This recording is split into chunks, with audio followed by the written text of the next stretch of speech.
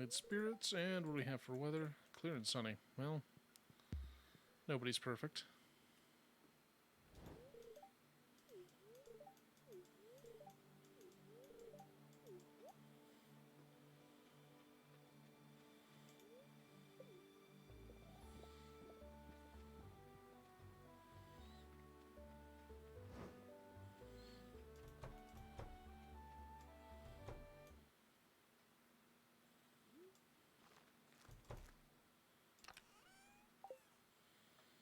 Okay, we've got some Cheez-Its getting up there. Oh, that's fine. Doom is a good thing.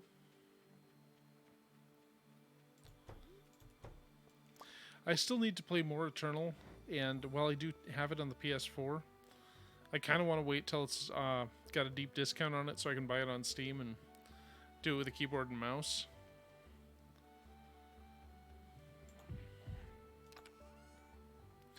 On the other hand, Eternal does feel like a lot. There's just so much going on in that game. Okay, I just want to make sure I don't have other Omni Geodes hanging around.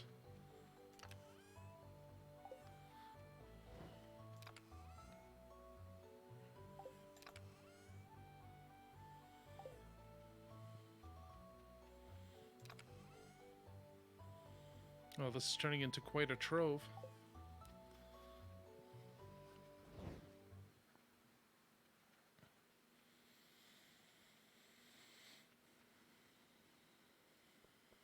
Oh, you know, it's still 7 in the morning. I guess I could walk over to Clint's.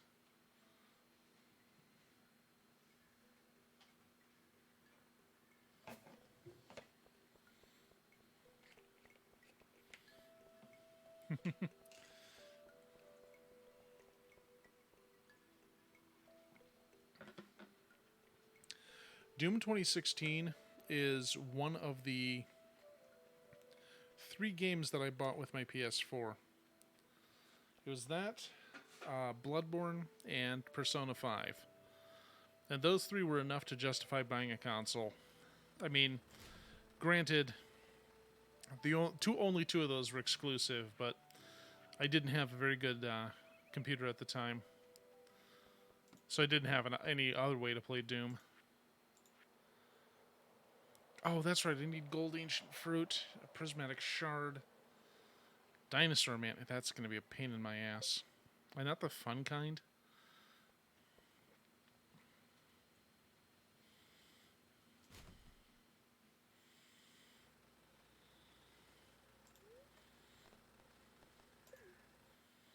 You know what? As long as I'm visiting Clint, I might as well bring some iridium bars and upgrade like my hoe or my pickaxe or just anything that calls for it. Because I've got the money, I might as well do it.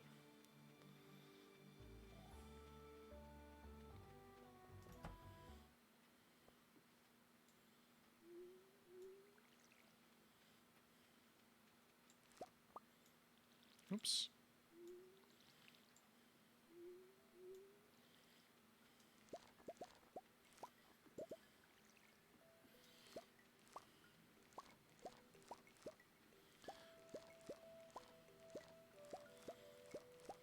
You know, I think I did a playthrough of the original Doom on stream. It's just the first 3 episodes. I mean, I do not have the skill to handle Thy Flesh Consumed or Sigil, so I did not touch those. But I did all 3 episodes over time, and that was kind of fun.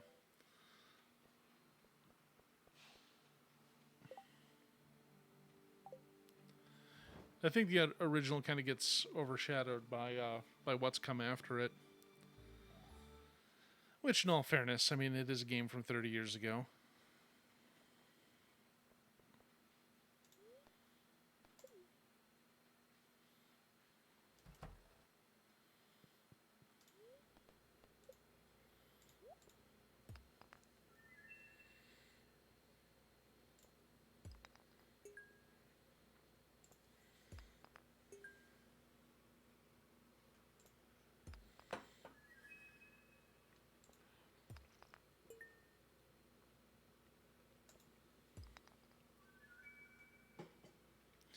You know, Elliot, there was actually a game that I had kind of a similar experience with. It was, I think it was called EVE Online,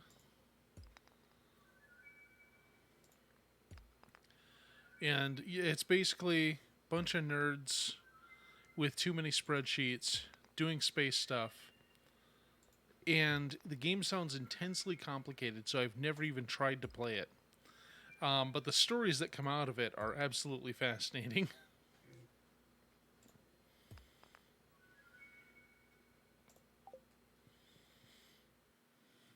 Dwarf Fortress kind of falls into that weird space too. Do I have anything I can donate? Well, I guess I'll go F myself.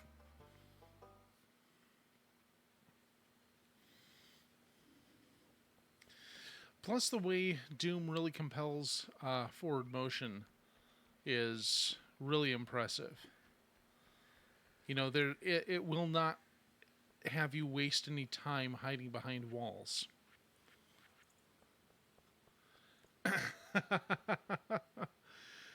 I'm glad other people recognize it for what it is, spreadsheet porn. Ooh, train.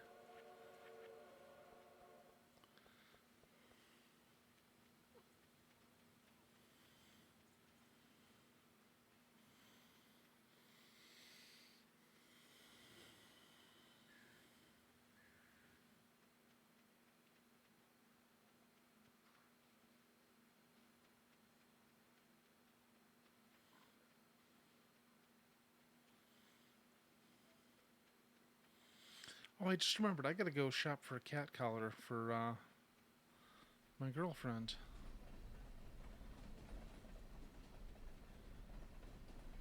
Seriously? This train sucks.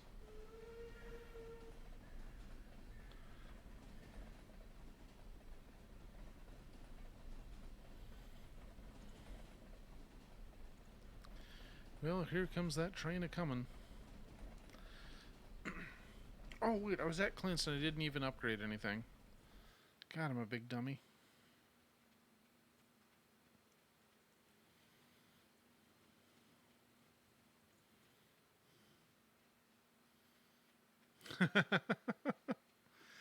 It's funny, a friend of mine wants to hire me to work with. Basically, his job has an Excel spreadsheet that does an okay job at predicting production counts, and he's like, "I think we could improve on this with some Python and some neural networks." I'm like, "Well, I don't know anything about neural networks, but I'm willing to try." So that's a possible thing in my future. I still got to talk to him about what we're gonna do and the data set involved, because apparently it's pretty massive, and that's gonna be a lot to pull apart and analyze.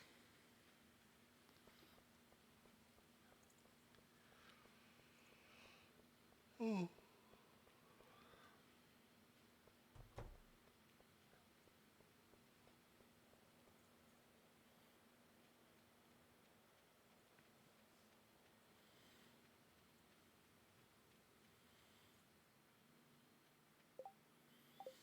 Okay, let's sell like all the things.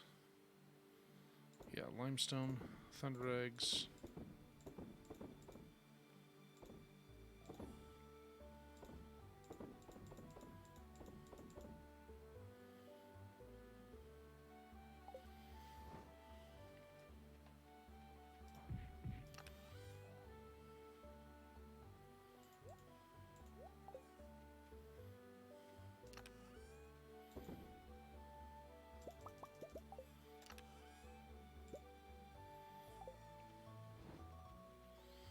Alright, I'm gonna see if I can make a slime hutch.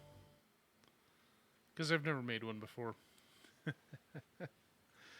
that's a good enough. Oh, wait, I can just take a minecart right up to the mountains. Very silly of me.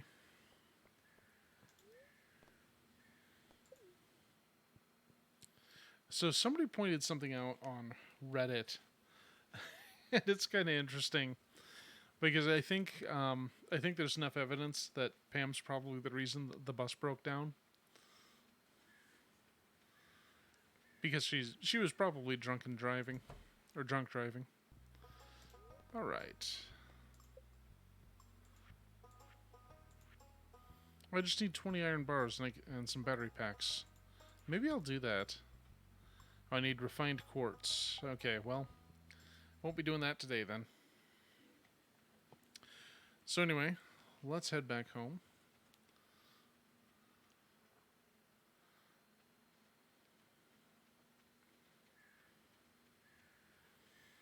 Oh, and let's get coffeeed up before I forget.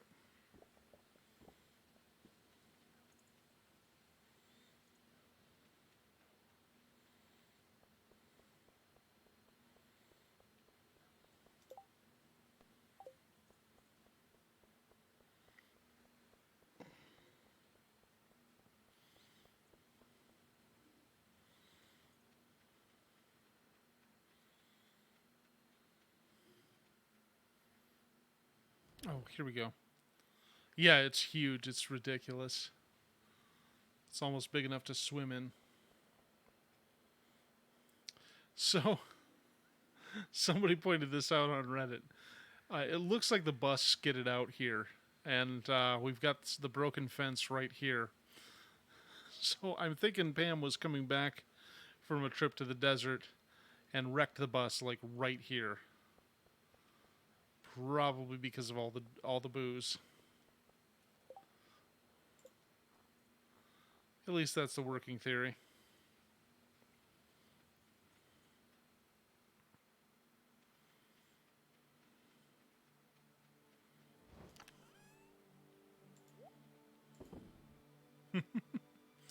It's funny, I'm not even a coffee drinker. I generally stay away from caffeine for the most part, so I just don't. And I've never really liked the taste of coffee to begin with, so it's always a thing. Like if somebody stays over, it eventually comes to, what do you mean you don't have a coffee maker? I'm like, well, I mean I don't have one.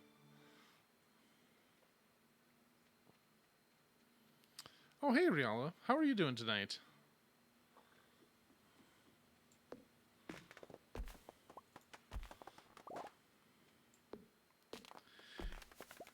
I don't even like the smell of coffee.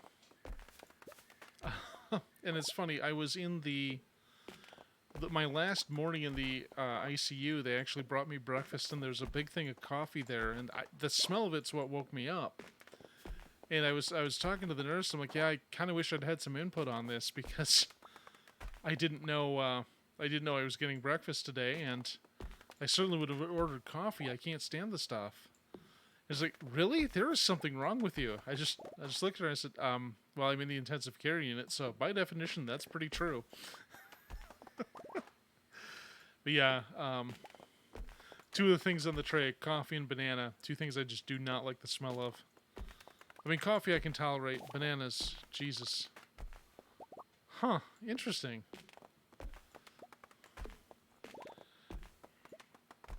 I've also never been a beer drinker. I'm to the point where I'm convinced that there's an elaborate hoax that everyone is in on except for me, where they all pretend that beer tastes good.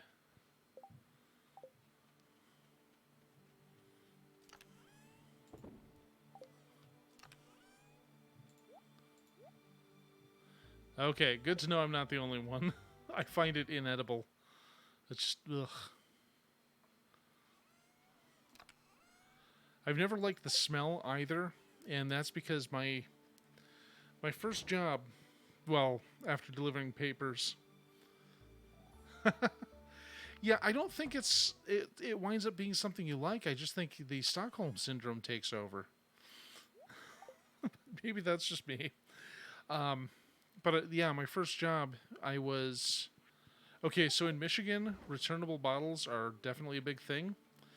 Yeah, because it's a dime for each one. That's the bottle deposit up there. Like most other states that have one, it's 5 cents, but Michigan, it's a dime. And back home, we called that the Uper bank account, or the Uper savings account. But Yeah, the my first job was sorting bottles of stale beer into which vendor brought them in. I didn't know you were in Michigan at any point. Although in truth, I don't think I know a lot about you. Just from chatting during moving night.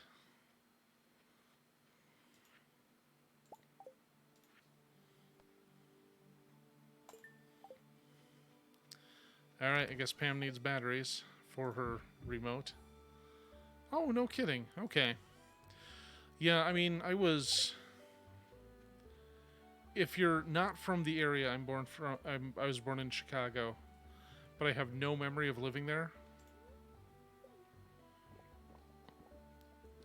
But then we moved to Michigan by the time I was like 4, and that's just because my dad got a promotion to a sales manager position at the American in Marquette.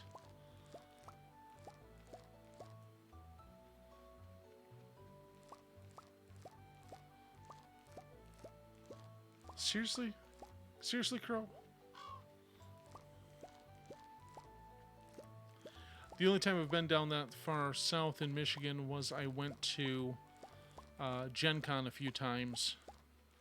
So I wound up in Indianapolis on a couple occasions. Although, the first time I went to Gen Con in '98, it was actually in Milwaukee, across from the place where they give you physicals when you're going into the military. Very interesting contrast there. And then after that, it moved to Indianapolis.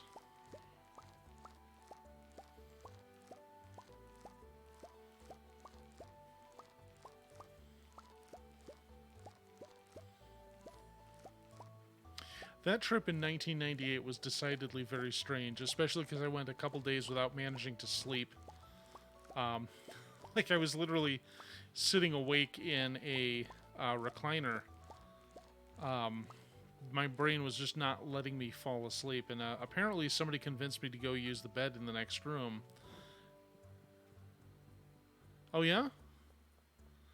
I went in 2005 and 2009. Those were the times I went to the Indianapolis one. And, oh,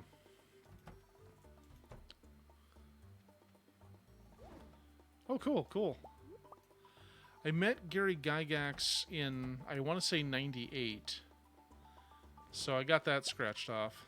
And he signed a couple of my Greyhawk books, which I really should probably find at some point. But I got a lot of books signed by authors there because I'm just that nerd.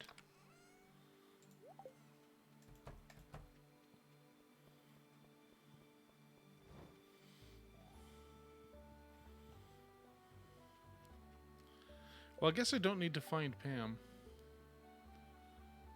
No kidding. That's pretty awesome.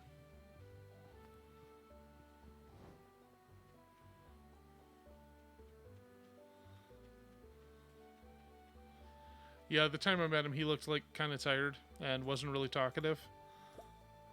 So I just said something. Well, that's pretty cool, though.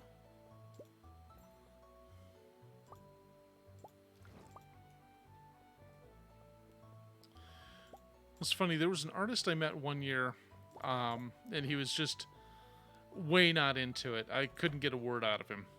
Like, I kind of wrote him off as a bit of a jerk at the time. But then, when I saw him sometime later, we went into a fairly long discussion about Wizards of the Coast's art practices. it was such a contrast. Genuinely nice guy the later time I met him. I guess I should...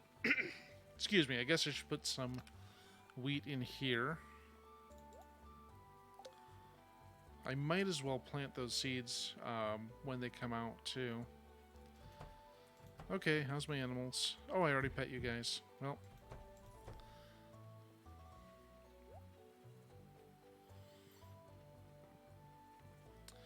And there was a I got to see Ari Salvatore talk a couple times, and he was pretty entertaining, and he always made it a point to put one story from his D&D sessions into the talk, usually at the end as kind of a bonus.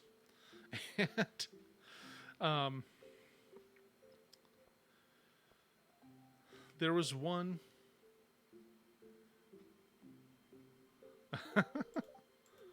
Oh wait, I'm supposed to give her a battery. Hold on.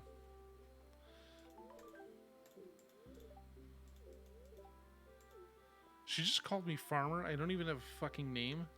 God, Pam. But anyway, the one I remember him telling in '98. Well, he told several good stories that year, mostly about his time dealing with TSR and their various bits of nonsense. Like at one point, they had decided that assassins were no longer. Oh, you're kidding me. Assassins were no longer going to be a character class, and the guy he had to talk to wizards with said that he had to kill off Artemis in his books, and he said, I'm not killing Artemis. He's a key character for me. I'm not getting rid of him." Oh, but you have to. He's an assassin. Assassins aren't in the game anymore, etc., etc., etc. He's like, nope. The thing you're missing is he's not an assassin. He's like, no, that it's said multiple times. He's definitely an assassin. He said, no, you misunderstand. He's a high-level fighter thief that accepts money to kill people. And there's just dead silence on the line. And I was like, okay, yeah, that works. We don't have to worry about it. And there's just something ridiculous about that. The fact that you had this D&D rep who just had no room for thinking outside the baseline character classes.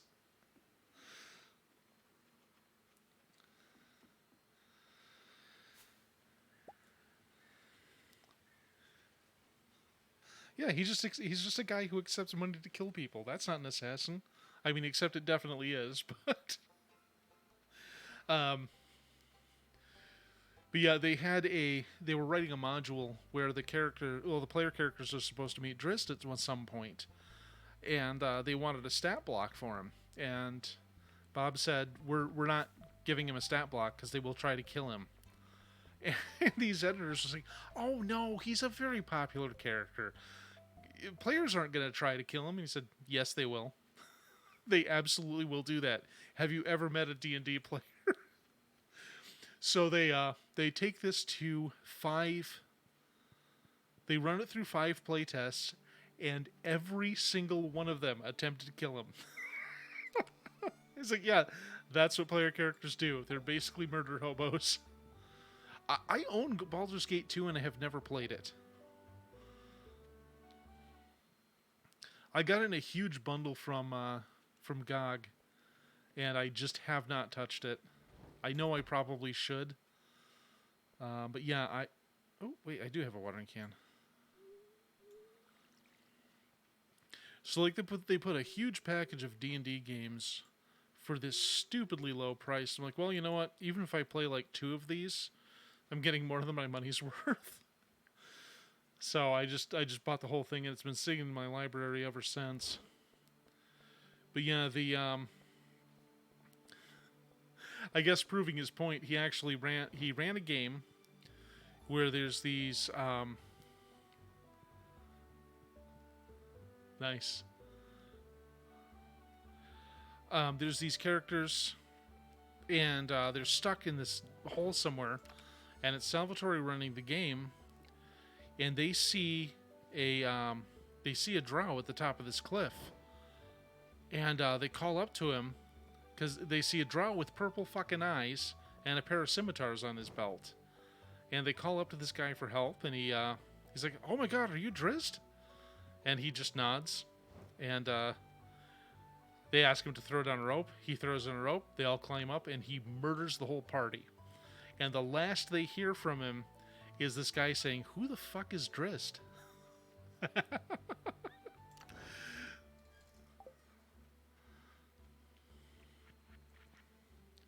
Which is some pretty good troll energy. Oh, hey, I even got some wheat. And I have some wheat seeds that I should just go ahead and plant, because I'm really kind of half-assing it right now.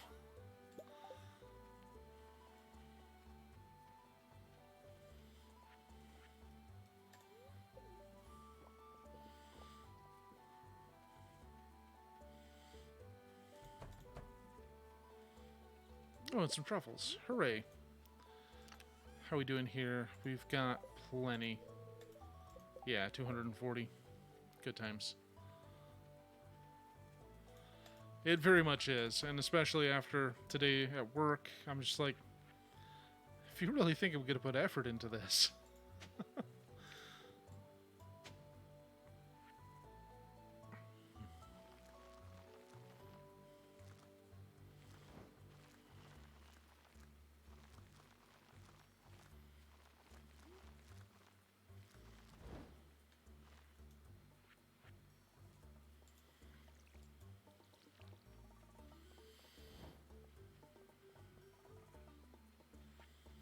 Okay, I guess I could plant this crappy crop in this really high quality soil here.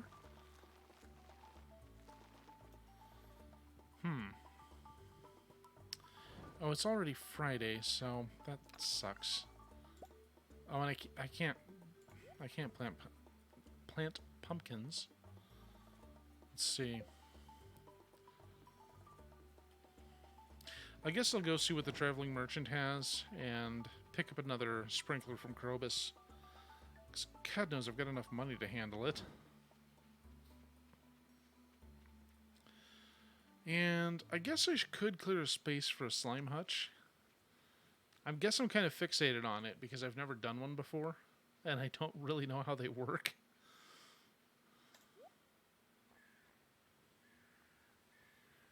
Why do I even come here? This guy never has anything. You'd think I'd learn.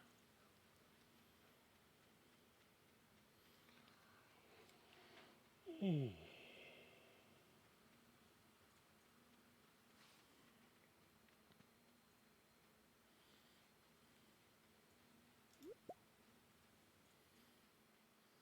Oops.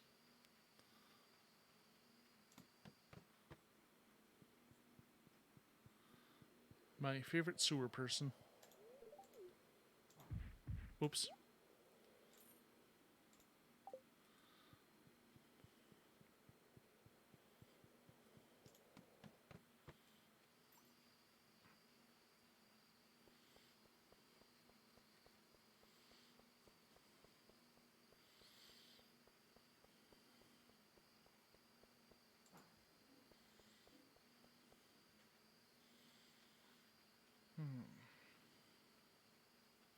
I gotta figure out what I'm doing tonight. Normally my Friday is already planned out, like, way in advance. Let's see.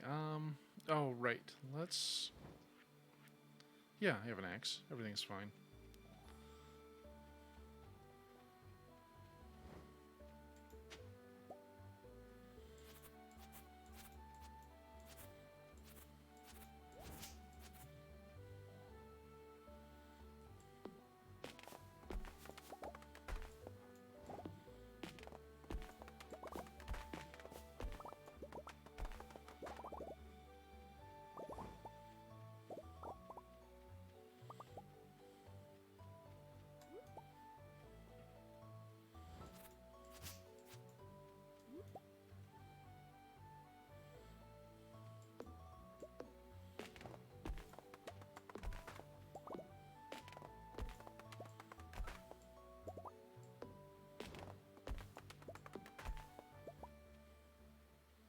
Okay, that should be a good spot for the slime thingy.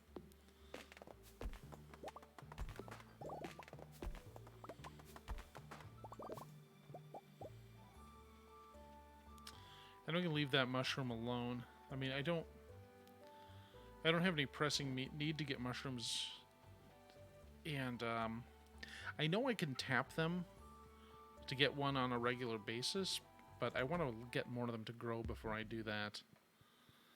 Okay. Curl up in bed. No sign of the husband, though.